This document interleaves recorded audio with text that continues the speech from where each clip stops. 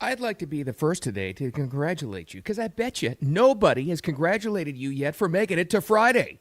I mean, I think it's Friday. Let me check. Yep, Friday. That's the first piece of good news. The second thing is we got all kinds of things to talk about today. I have all kinds of unsolicited life advice to dish out to you, all taken from the news, of course, which is what I like to do. There's a lot of stuff going on here. First piece is entertaining and interesting to me.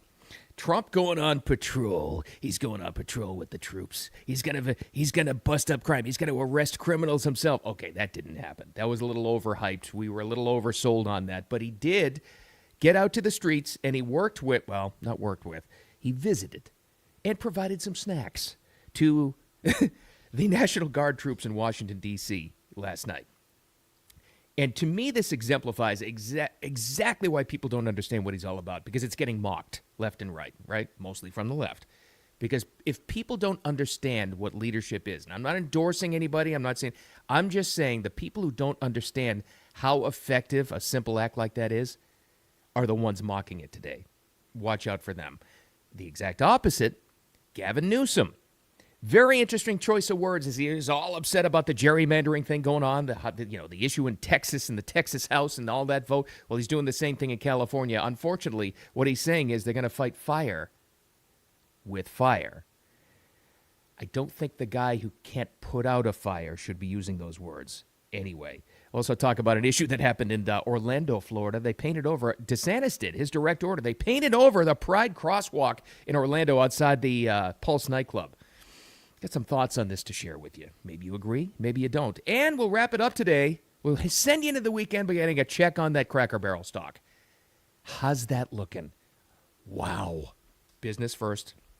Before we get to that stuff, thanks for finding the Wicked Radio live stream. This is where I get all the information for Wicked Wisdom with Bill Adams. That's right, where I dish out what I think is going on all these social media platforms, Facebook, YouTube. It's always on replay right here, and the audio podcast as well. But I want to get right to it, so let's do it. Trump on patrol. I know it was overhyped. This is how it was sold to us.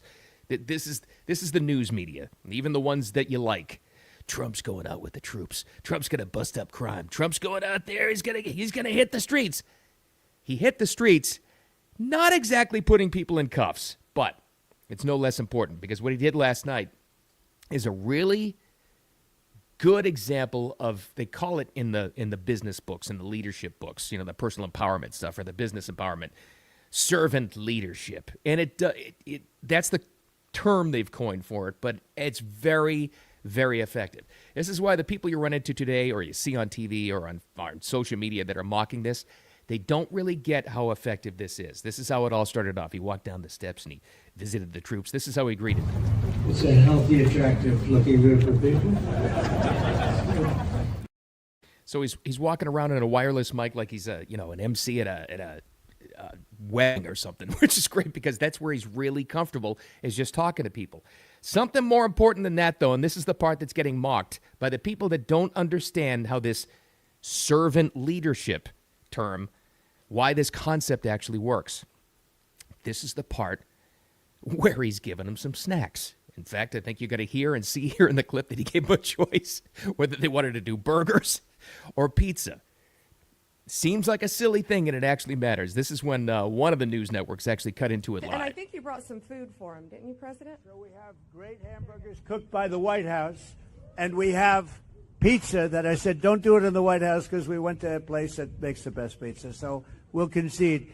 But we have a lot of it, so we're going to have some fun. We'll eat, and I'll eat with you, and we're going to have a little fun. We're going to celebrate, but then we're going to get back to work, and we're going to take care of these criminals. We're going to put them where they have to be.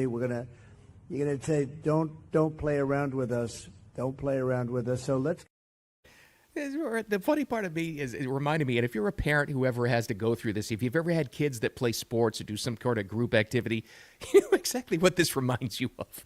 They go around in a rotation, and you have to sign up as your thing, whether it's your turn to be the den mom or the den dad. It's like, okay, it's my turn to provide the snacks. That's what I kept on thinking of. It was Trump's turn to provide the snacks to the troops last night, like a den dad. But again, the people that don't get why this is so important are missing a very important concept. He and they'll mock him, right? He delivered pizza, and he calls that supporting the feds. Let me tell you something.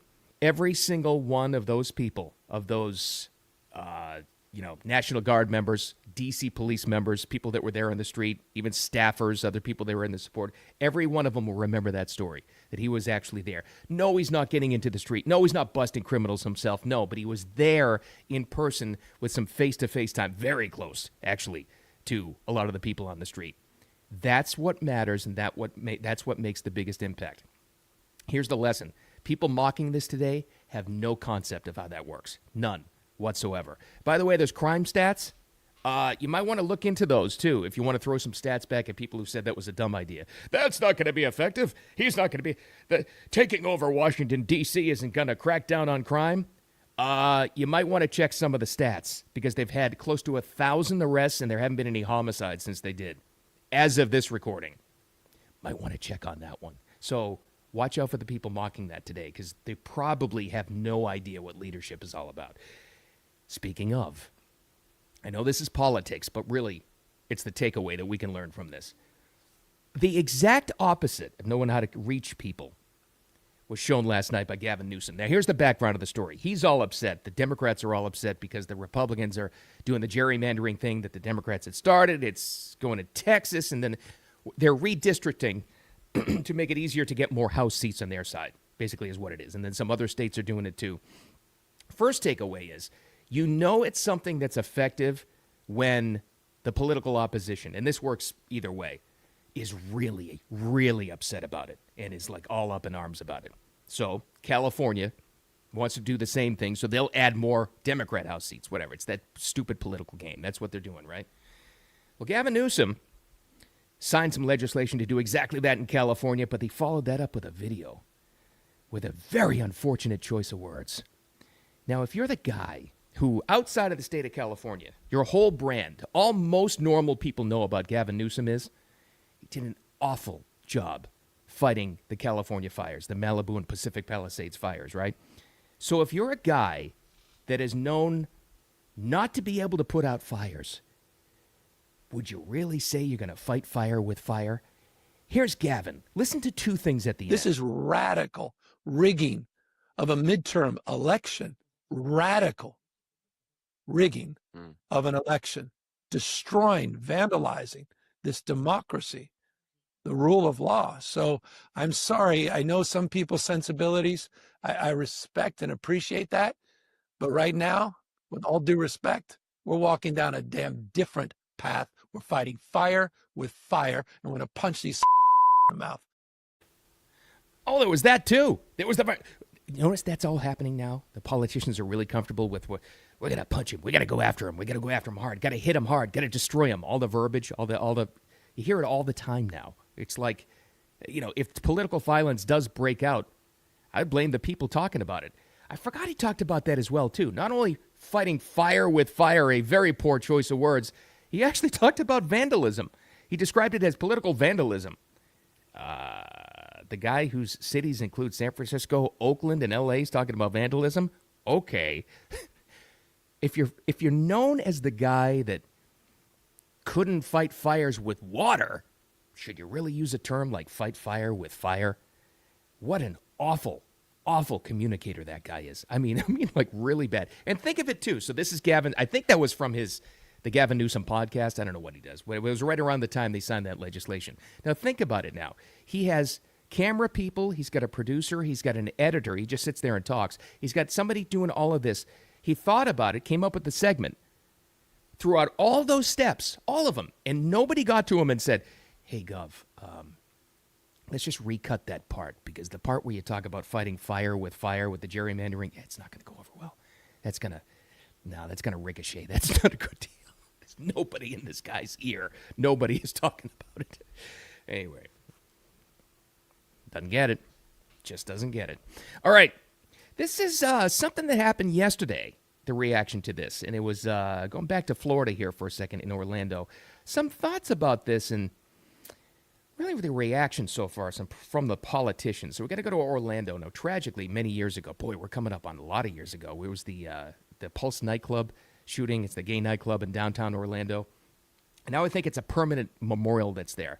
Well, as is happening in many cities throughout the country, the crosswalk that I guess leads to it's not the biggest intersection in the world, but the crosswalk that leads to the nightclub in that area was actually painted over and like decorated with the pride colors, leading to the thing or whatever.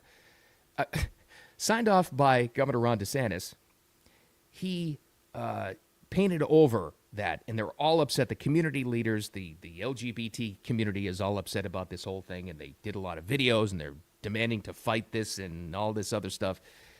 Here's one reaction from it early yesterday when they discovered that this has happened. Here's one of the elected representatives expressing his outrage at what happened in Orlando. Hi, everyone. This is State Senator Carlos Guillermo Smith. I am outside the Pulse nightclub interim memorial, and we've just discovered that the Florida Department of Transportation, in the middle of the night, ripped the rainbow colors off of this city crosswalk. They illegally vandalized city property without providing the city of Orlando notice or getting their approval to remove this rainbow crosswalk that was painted here not only to remember the lives of the 49 mostly LGBTQ people of color who were murdered here.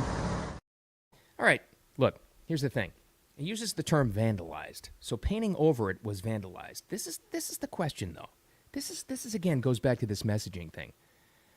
These have been so controversial. You've had some people in some cities, some kids who have stupidly done some donuts over these things because they hated the idea that this was actually done. I mean, was a crosswalk the best idea to get your message out there? And it is a message. I mean, let's face it. It's a social message. It's a political message. It just is. Did the other taxpayers in Orlando ever get the chance to have any say on this? I know that you're upset about this, and I understand that, but did the other side, who maybe aren't too happy with this, ever have any say? I don't know if vandalized is. They could make the argument, if you're very opposed to this thing, that it was vandalized in the first place by putting the pride colors on there. The other thing is, it's a piece of city property that you've decided to make a political statement on, and it is. I mean, this is more than just support. This is more than just a movement. This is those colors. They basically took the rainbow. Those colors have become very polarizing for a lot of people. It just is. That's just a fact of the matter. The fact that it's on a piece of city property, which is what a crosswalk is that the best place for it in the first place? Because the people opposed to that, again, I know a lot of people are saying it's just a crosswalk, so what? But the people who are very, very adamantly opposed to it, who have some strong feelings too, they never got a say, but you did. I think the whole era, and I think that's what the state was trying to do here. I think that's what DeSantis was trying to do. It's very polarizing. And I've heard some other public safety people, I don't know if I really believe this, I've heard some other public safety people chime in on this, and they said the rainbow thing is actually very distracting in traffic, where people should be focusing on what's going on the road and not what's on the ground. Maybe. I don't know. Just a thought. Not everybody had a say in this thing. So they're very polarizing, though. Maybe that's not the best place to make a statement on actual city property. That's my 2 cents on that. Let's wrap it up and send you into the weekend. We're going to keep it short today because I'm running out of material, and we need to get into the weekend with a check on the Cracker Barrel stock. Oh, boy. Oh, boy. You can't lose literally hundreds of millions of dollars in company value and not make it a news business story.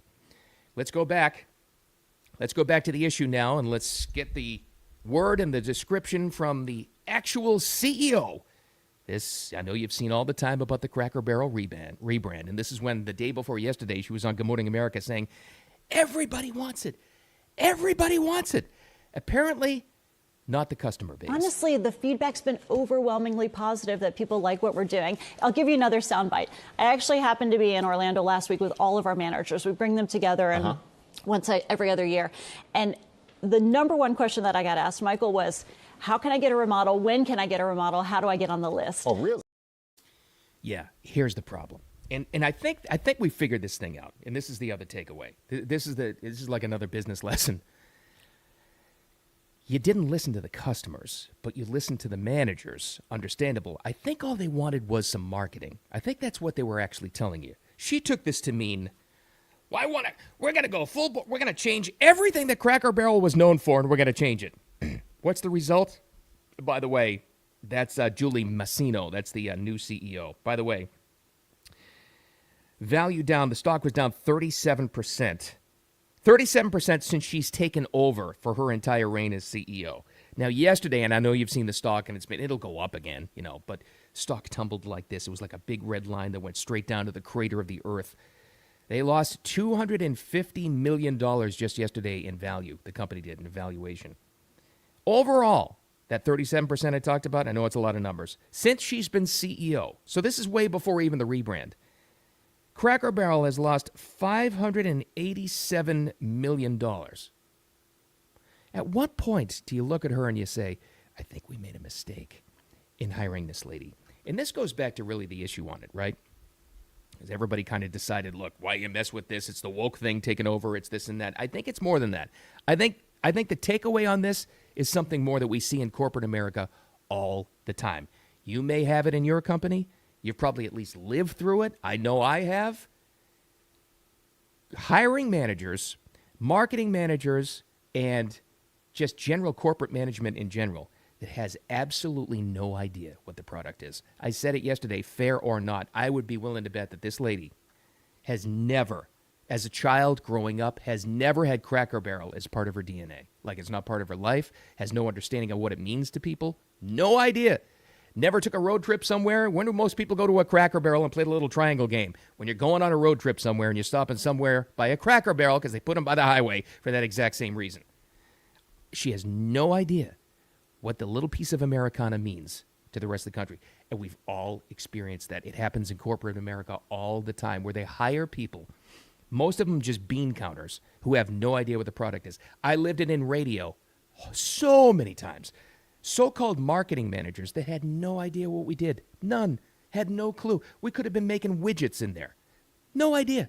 Absolutely no clue what. And I bet you if you lived in any kind of a corporate environment, you've lived the exact same thing.